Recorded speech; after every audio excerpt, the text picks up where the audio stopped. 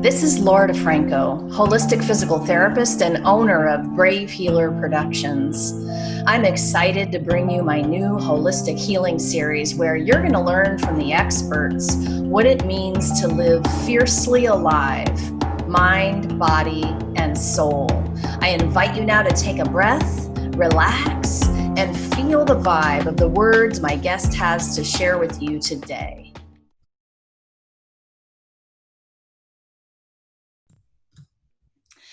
Welcome to the Brave Healing Podcast, where we're changing the world one brave word at a time. I'm excited to be having a conversation with money and credit coach Audrey Washington today. So Audrey Washington is a money and credit coach and the founder of Fiercely Financial Coaching. She's the author of the book, Transform Your Money Mindset, Simple Steps for Financial Fitness. She offers private coaching and group education through her programs, Money Success Bootcamp, Debt-Free Bootcamp, and Workplace Financial Fitness, financial education for employees.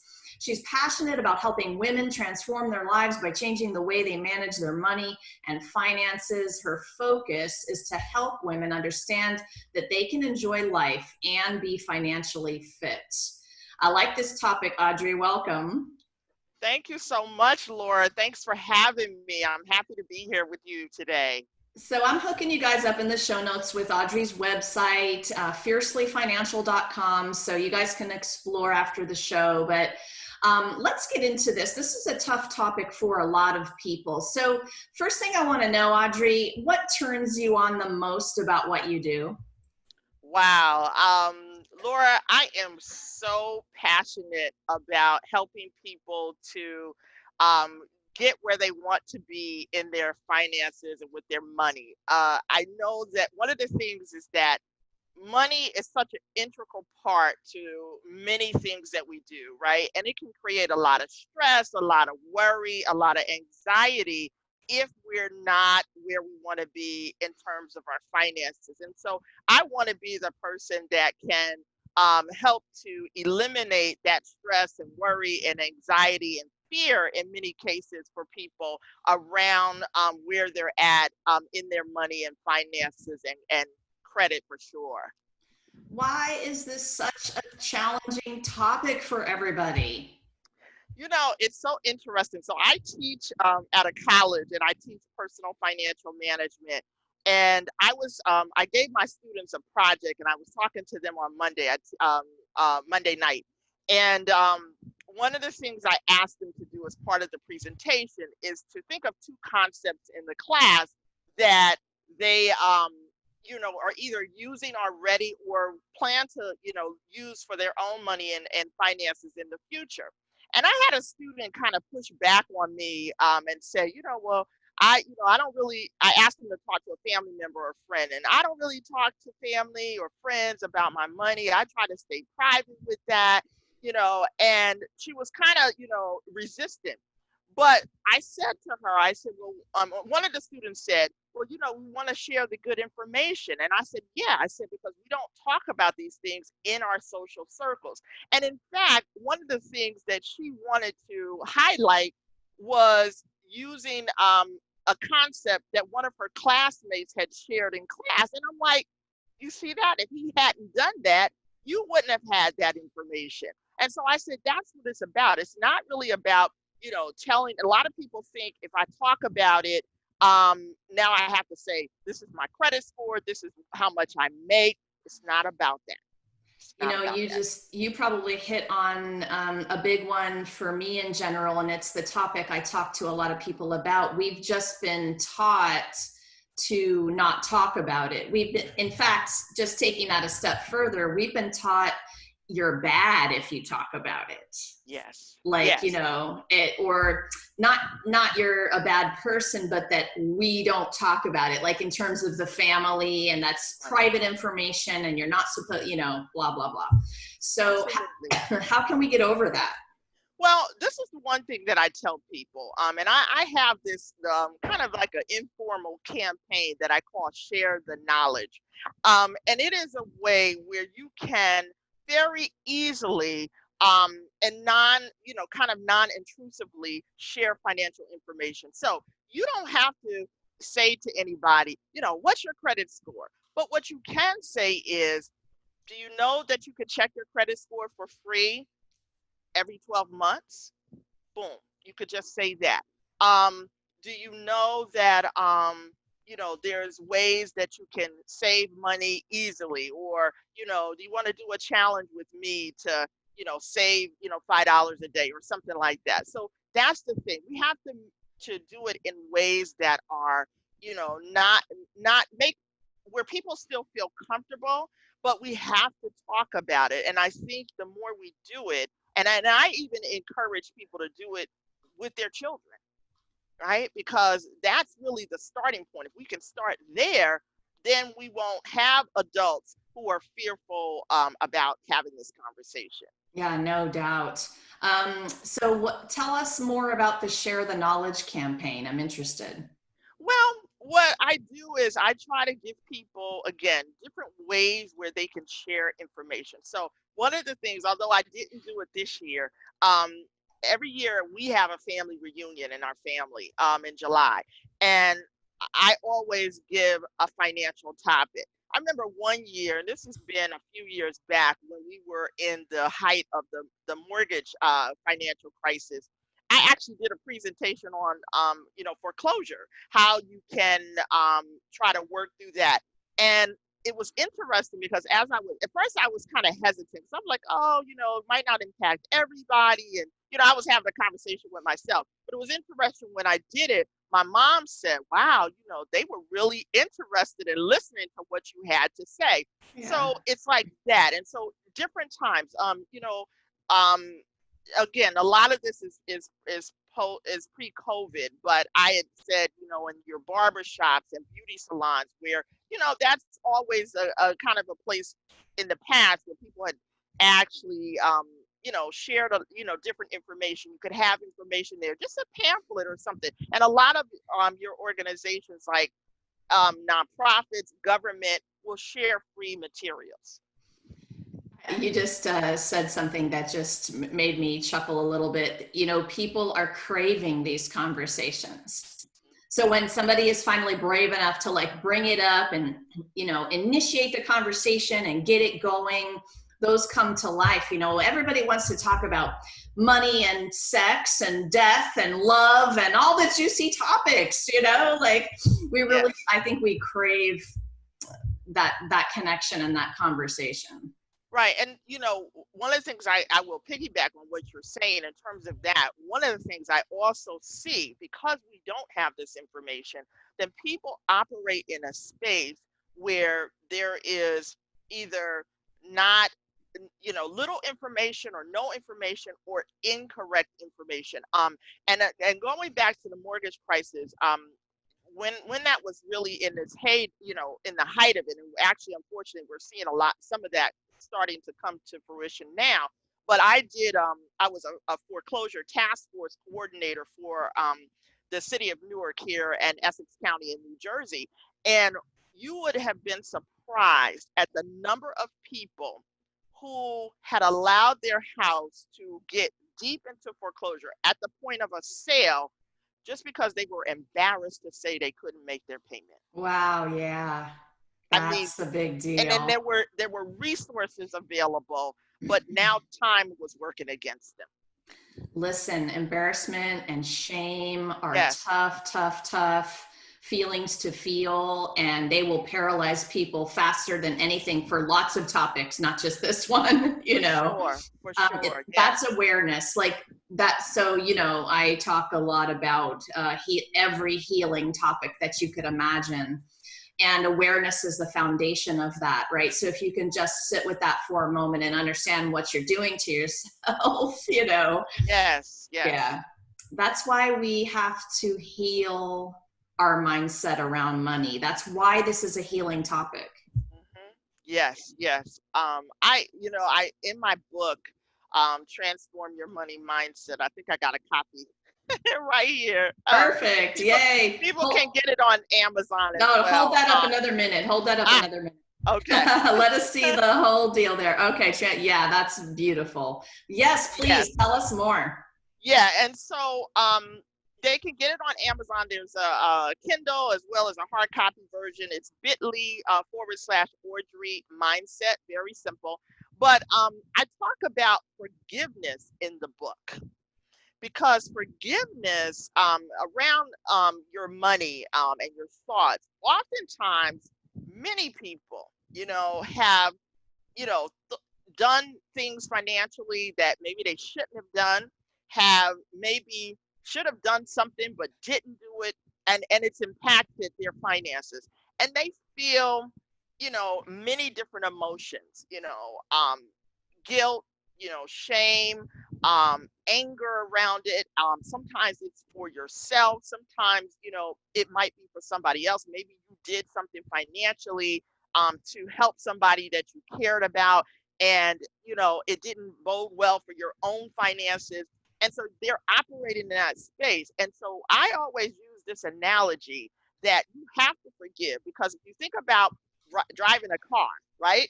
Um, if you are constantly looking backwards, you're not able to drive that car forward. And it's really the same thing with your life. If you're constantly living in the past, you can't move forward. And honestly, that's something that I struggle with. And I keep telling myself, focus forward, because it is something that is real. It's Yeah. definitely something that is real. But we have to Yes. forgive ourselves. Definitely. That's another, thing in the world of healing, and self-forgiveness is huge. It's huge in terms of, well, like I said before, not just this topic, but lots and lots of topics. When you're struggling inside, you have those feelings. So sometimes it's just about slowing down to feel them, just giving yourself permission, to feel it. Absolutely. Well, I'm excited about your book, and you guys, I'll be hooking you up in the show notes with Audrey's website, and you can send me that link for your book, Audrey, and we'll put that one in there too. So I am wanting to ask you to teach us something about financial fitness. What would be a foundational piece of this for our listeners? Well, I'm going to go to one that so many people are interested in. In my work, in terms of what my clients have, varied financial goals, but I would say the top three that have come to me over these years, and actually, I'm celebrating my 15th year in business this year. Wow, Um, congrats. yeah, so it's interesting. Since January, I started January 2005.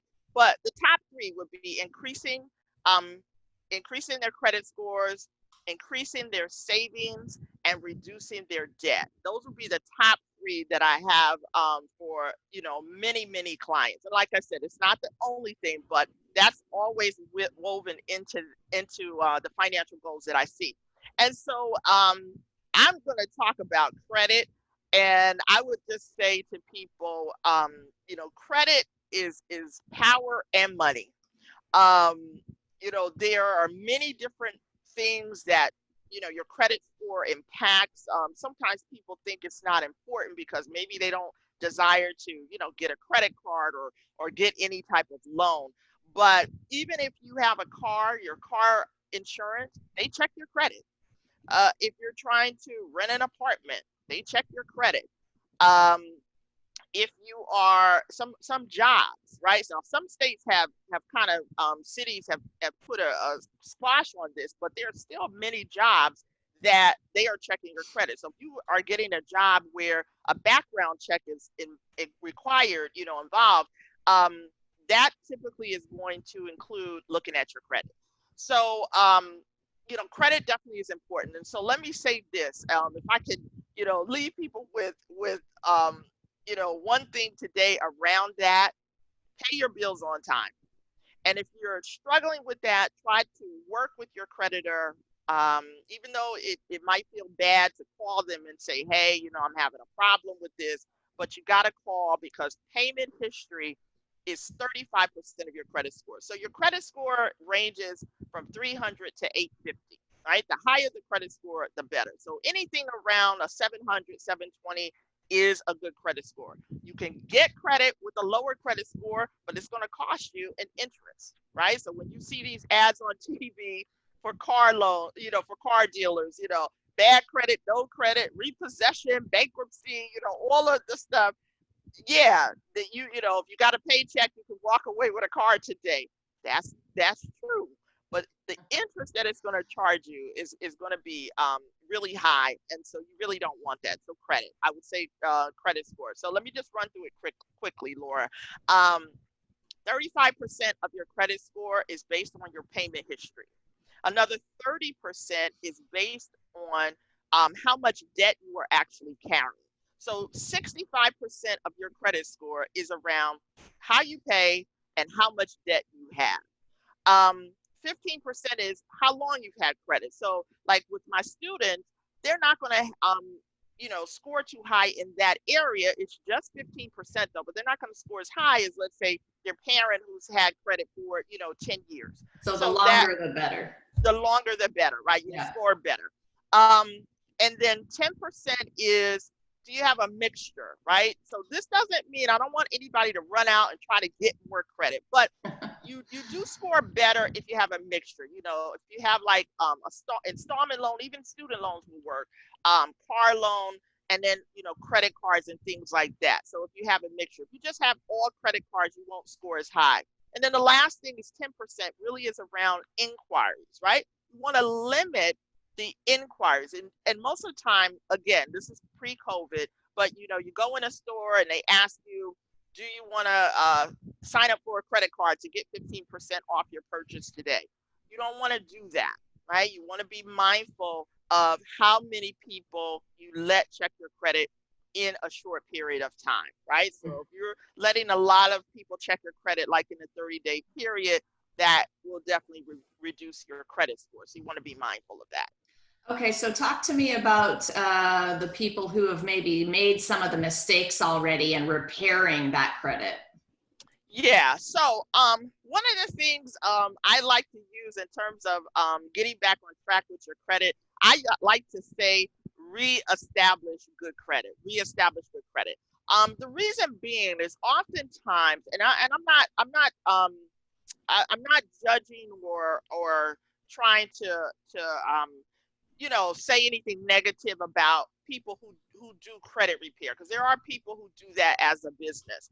I think what my concern is with the credit repair model, oftentimes there is not the corresponding financial education to change habits, right? So so if you think about it, there's many people who go through a bankruptcy and they get, kind of their slate clean, wiped away in terms of having to pay debt. Now, obviously, bankruptcy still gives a hit to your credit score, but in terms of having to pay things, many of those debts can be wiped out.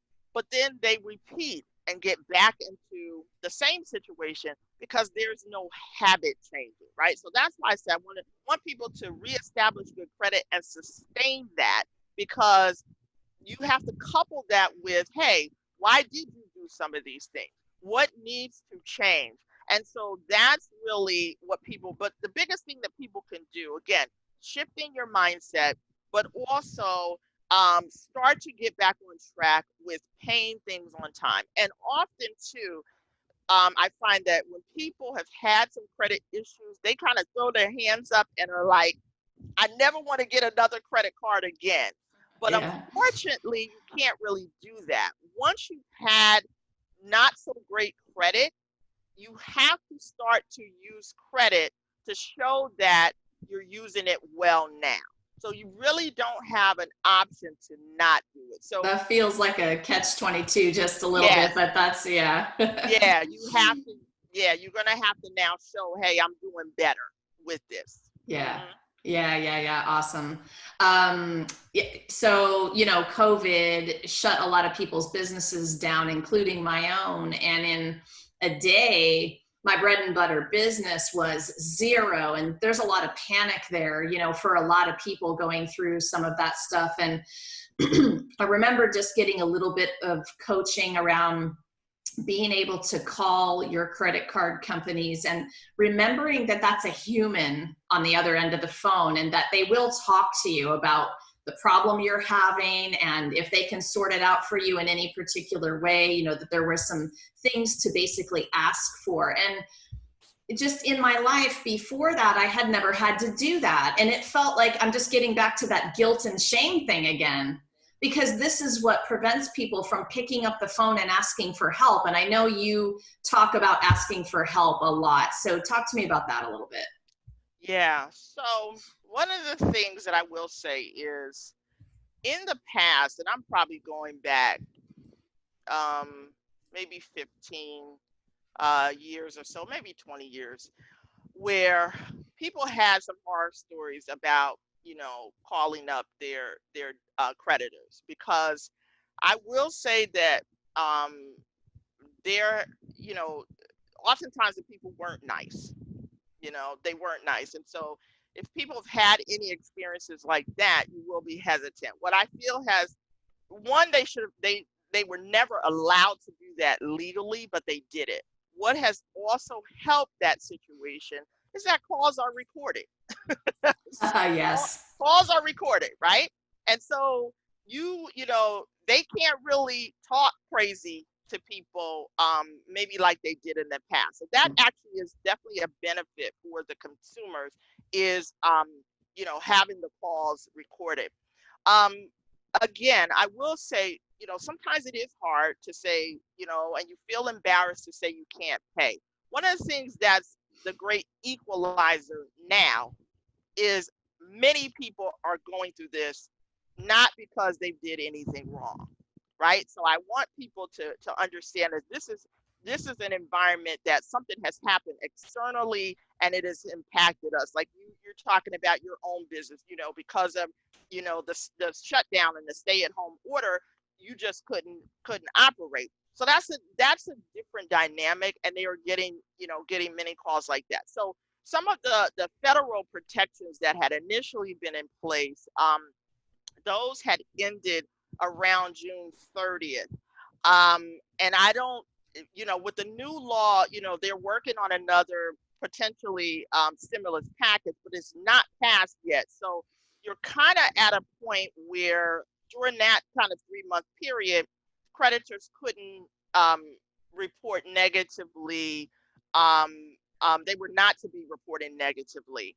But now, they can, but I think try to individually. So one thing was, the overarching federal bill had said you have to do certain things, but each individual creditor can also now, operate in a space where they can do some things to help consumers. So you definitely have to call.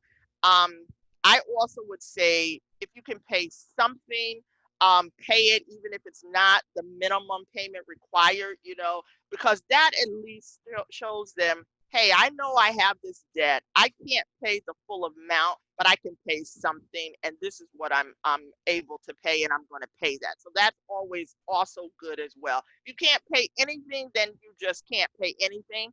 Try to work something out with them. But yeah, you do have to take their calls. You either got to call them, or when they call you, answer and try to work something out. One of the big things, and I'm sorry, I know you're waiting with a question, is you have to keep a notebook. I tell people this all the time, like one I keep here, with all of who you talked to, the time, the date, what they Yes. said. You have to keep track of that. You don't want to just operate where I don't know, because if there was ever discrepancy, you wouldn't be able to say, well, check the recording, because sometimes you might need to say that because you don't know the date, the time you called, and the person. So That's great definitely make sure advice. you keep notes. Mm-hmm. Yeah, really great advice. Sometimes you forget that because you are stressed out, emotional, trying to have that conversation, and you're not even thinking about writing things down. So that is key. Hey, listen, I want you to tell everyone about your Money Talk event on Facebook. Oh, yeah. So every Tuesday at 12 noon Eastern time, I do a money talk, and I talk about different topics around money. You can also suggest a topic. So if listeners want to suggest a topic that I cover on my Tuesday Money Talk, please let me know. I have been trying for the last 2 weeks to kind of do more with my Instagram presence. So I actually try to do both, where I have, I'm on my computer on Facebook and I'm on the phone on Instagram. Sometimes it gets a little crazy, but it beats a blank. So you can also check me out on Instagram Live as well. But yeah, I talk about different things. Early on with the COVID crisis, I've been talking about some spending tips, some savings tips around that. Scams, I talk about that a lot because, oh my God, that was Yeah. huge, particularly early on. Yes. And so I talk about different things. I have been most recently every week encouraging people to complete their census forms. But like I said, it's just a different financial topic. Yesterday, I talked about financial goals as well. And I also have been talking about, even in this crisis where people might feel like I don't have the money that I need to have, that you can still do financial stuff, right? You can still set a financial goal. Even if you don't have the money today, you can still say, this is what I would like to accomplish. And you can write that down. That's free. There's no money involved with you making a plan. Yes. Awesome. Love that. I love that. It's good to stay in a mindset of possibility and curiosity and openness, right? Yes. Um, Thank you for that. Okay, Audrey, I have this one last question I love to ask all of my guests, and it goes something like this. Aside from your money endeavors, what do you love to do so much you lose track of time? Mm. Well, I can't say I necessarily lose track of time with it, because it's kind of a precise kind of thing. But I love to bake. I Oh, love yeah. to bake. I love to bake. I actually have been baking since I was a child. I remember being in like second grade. Um, we got some little recipe at school and I brought it home. It was like a no bake kind of snack treat. And I remember it had like peanut butter and it had chocolate chips, and I just, that's like a vision I have in my mind often.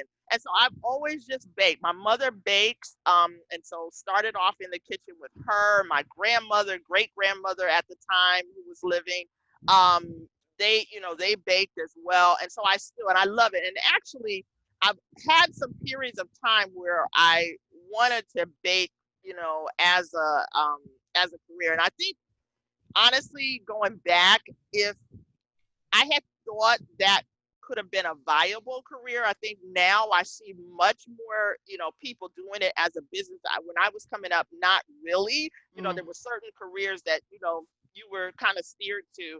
I probably would have done that, because actually at the school I teach at, they have a huge culinary and baking and pastry program. And I'm like, wow. So I would say that. And then being on the beach, I'm from the Jersey Shore, and I am definitely missing my beach time this year. But that definitely would be something I could do and not think about the time. But I would say baking and my beach time. I resonate with both of those. Awesome. Those are good vibes. Yes, yes. Audrey, thank you so much for what you're doing in the world and for being here today to share it with us. Yes. Thank you for having me. Um, you can catch me. I have a couple things, and I'll send you these links as well. I'm doing a Facebook Live on Saturday, 11 Eastern Time. It's called Fun and Finance. I'm going to be with a travel consultant, Yvette Bird, and she's going to be talking about some travel that people can still do during these times. I'm going to tell you how to finance that. And then, secondly, next week, I'm doing with an organization here in Manhattan, where we're going to be talking about home buying one-on-one. That's a free webinar on Tuesday at 12 noon. So I will send you that information if people are interested. Certainly they can join. Really awesome to have you you have me on, Laura. I really thank you so much. My pleasure. Okay, you guys, fiercelyfinancial.com is where you're going to find everything out about Audrey and all the things that she talked about today. So hop over there and explore. And you guys, thank you so much for tuning in to this show. We appreciate you. And I wonder if you might be one of the next co-authors of our amazing book series, The Ultimate Guide to Self-Healing. If you happen to be a holistic practitioner with a message to share, please head down to the show notes and you're going to find submissions, information for our international Amazon best-selling co-authored book project, The Ultimate Guide to Self-Healing. Lastly, everybody, remember, your words will change the world when you're brave enough to share them. It's time to be brave, everybody. See ya. Thank you, Audrey. Thank you, Laura. Bye-bye.